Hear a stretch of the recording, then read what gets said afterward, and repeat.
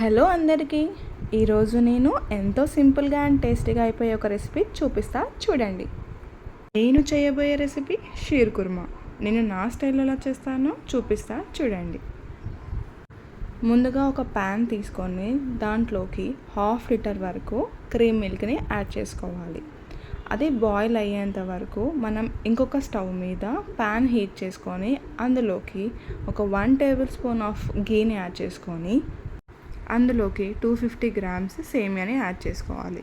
నేను ఇక్కడ రోస్టెడ్ సేమియాని తీసుకున్నానండి, కానీ మళ్ళీ గీలోకి లైట్గా వేయించుకుంటున్నాను. సో దాని యొక్క టేస్ట్ అనేది బాగుంటుంది కాబట్టి మళ్ళీ నేను లైట్గా వేయించుకుంటున్నాను. మీరు ఆప్షనల్ అండి, కావాలనుకున్న వాళ్ళు మళ్ళీ రోస్ట్ చేసుకోవచ్చు, లేదంటే డైరెక్ట్గా యాడ్ చేసుకోవచ్చు. వన్స్ రోస్ట్ అయ్యాక మనం ఆ మిశ్రమాన్ని మొత్తం వేరే బౌల్లోకి షిఫ్ట్ చేసుకోవాలి. తర్వాత అదే ప్యాన్లోకి మనం డ్రై ఫ్రూట్స్ని యాడ్ చేసుకోవాలి. అందులోకి 2 టేబుల్ స్పూన్ ఆఫ్ నెయ్యిని యాడ్ చేసుకోవాలి.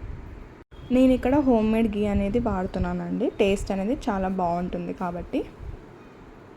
మనం ఈ డ్రై ఫ్రూట్స్ అనేది లో ఫ్లేమ్ మీద మెల్లగా వేయించుకుంటూ ఉండాలి, అప్పుడే టేస్ట్ అనేది చాలా బాగుంటుంది.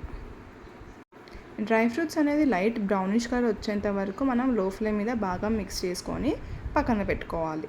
తర్వాత ఇక్కడ బాయిల్ అవుతున్న మిల్క్లోకి మనము 1 కప్ ఆఫ్ షుగర్ని యాడ్ చేసుకోవాలి. షుగర్ అనేది యాడ్ చేశాక మనం ఆ మిల్క్ని బాగా మిక్స్ చేస్తూ ఉండాలి. వన్స్ షుగర్ అనేది మెల్ట్ అయ్యాక మనం అందులోకి 1/2 cup of condensed milk add చేసుకోవాలి. మనం ఈ కండెన్స్డ్ మిల్క్ అనేది యాడ్ చేయడం వల్ల ఈ డెజర్ట్ యొక్క రిచ్నెస్ అండ్ టేస్ట్ చాలా బాగుంటుంది.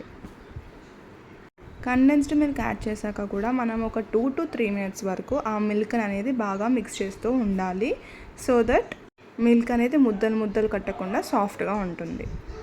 తర్వాత అందులోకి ఒక 3 నుంచి 4 ఇలాచీలను వేసుకోవాలి. కావాలంటే ఇలాచీ పౌడర్ కూడా వేసుకోవచ్చు. తర్వాత అందులోకి మనం రోస్ట్ చేసుకున్న సేమియాని యాడ్ చేసుకోవాలి. సేమియాని యాడ్ చేసుకున్నాక మనము ఆ మిశ్రమాన్ని మొత్తం బాగా కలుపుకోవాలి. ఒక 2 to 3 మినిట్స్ వరకు బాగా కలిపి దాన్ని ఒక 1 మినిట్ వరకు బాయిల్ చేసేసి స్టవ్ ఆఫ్ చేసుకోవాలి. తర్వాత అందులోకి మనము రోస్ట్ చేసుకున్న డ్రై ఫ్రూట్స్ని యాడ్ చేసుకోవాలి. డ్రై ఫ్రూట్స్ యాడ్ చేసుకున్నాక ఆ మిశ్రమాన్ని మొత్తం మనం బాగా కలుపుకోవాలి. అంతే అండి, టేస్టీగా చాలా సింపుల్గా అయిపోయే షీర్ కుర్మా రెడీ.